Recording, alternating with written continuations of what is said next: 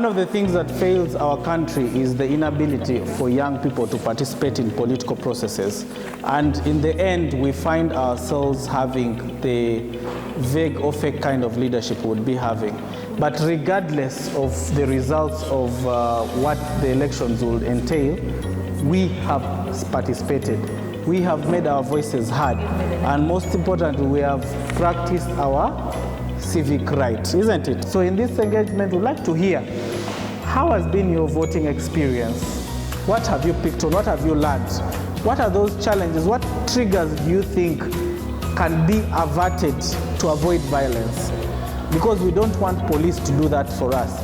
We want to be our brothers' keepers, our sisters' keepers. Allow me to say that everyone exercised his or her right freely and voted without discrimination, and voted for the candidate of his or her choice. What I see in the current political situation is again that we people, mostly the young youth, go and vote for people because of money, because me, I have a friend of mine, I can confess. He went to the ballot paper, then he looked at all the men, he was like, I think Nancy is a beautiful woman, and he gave her the vote. There was a lot of demand by the delegates. Dealing with the delegates and dealing with the youth, winning their minds was not something very easy. You needed to study the environment, study the delegate that you was talking to, and really convince.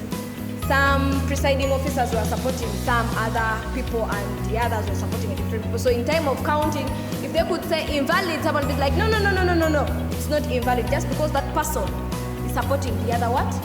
Of which it was not very fair. An election is a process. We just don't wait for the day to vote and you go and vote. One, you have to register people. Two, you have to verify them. Another thing is you have to come here and educate them on the processes of what an election is supposed to go through. But this doesn't happen in Uganda and also most African countries. Have you people not seen any problem with our security? And why are you not mentioning this out? Allow me put it clear that the police and the army are working in light of their duty. Under Article 211, 212 of the Constitution, Clause 2 provides for the duty of the police. And we all know that the police can be easily overpowered. That's why they have been joined with the army, and to keep law and order. So there is no panic in the country. There is nothing that is going on. We have a broken system that is rigged towards the incumbent staying in power. So if the incumbent has access to all the security forces and he says, passes out 10,000 new policemen to tell you, follow in line, the new policemen are not properly trained, they look like thugs, I would be afraid. I'm a business person within this town. We have talked about tribalism. Yes? How can we stop that? You guys know it. All of us went to the field. How can we stop that and solve and remove the issue of tribalism? You cannot rule out tribalism in politics. You can't. Uganda is a multilingual country. We have all tribes here. You cannot rule out tribalism in politics. Should not do bad things to others. You will come back to me next time. I will say, go to your what? Go to your candidate who went through. People, enmity is not good. Because after politics, you'll need me tomorrow. Politics will not just help you afterwards. It will be for one day and it will end. This politics not bring trouble to us. We need each other. Enmity should stop. Hypocrisy should stop. When you fail or when you go through, shake hands. Agree to work with each other so that we build our country.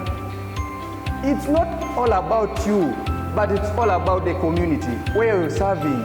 The role we should play is let's be together in this. Let's not have the aspect of enmity. There is what is moving on. This person has been on the other camp. This person has moved with this person. This one has been with these people. Let us leave that. The other candidates that are coming, choose wisely. Everyone is talking about tribalism. Please, we are all, there are Itesots, there are Kumam. If there is tribalism, don't stop there. Go to them, talk to them, meet with them. Don't avoid them. When you keep avoiding the Itesots, avoid the Kumams, avoid the Baganda, it is what is causing those wars in Sorority City. Parties are killing us as young people. Young people, let's rise and stand and build Teso, let's build Sorority as a city. Politics, it comes one at a lifetime. It is time for politics. Tomorrow it is gone. What next? We need to change our mindset as the youth, because everyone else up there targets the youth.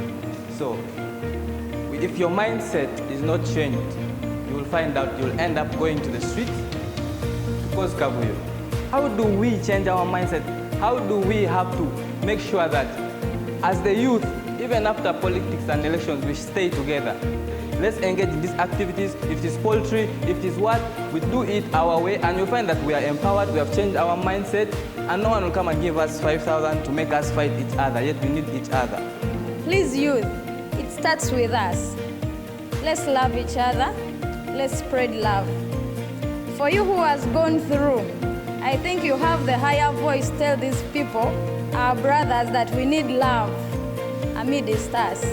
If the bishop, if the reverend, if the priest, catechist, we follow them and tell them, we want a campaign that you are going to be the ambassador against tribalism. And it should not be a one-day thing. They should even have projects that are going to run for 5 years. And they are the ambassadors. Trust me, the issue of tribalism can be cut down. We are talking about tribalism, but even partyism is there. There are people who can never vote outside their parties.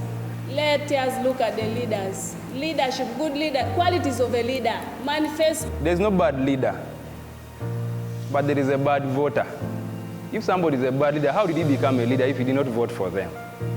It means you as a leader, as a voter, contributed to somebody going up and you knew that person was very bad. So don't blame anyone who comes and frustrates leadership. It's just because the person down there who sent him was also frustrated. Vote a true leader out of your choice, not out of bribery. That is how we shall change this Uganda of ours and our sorority. A true leader, but not money.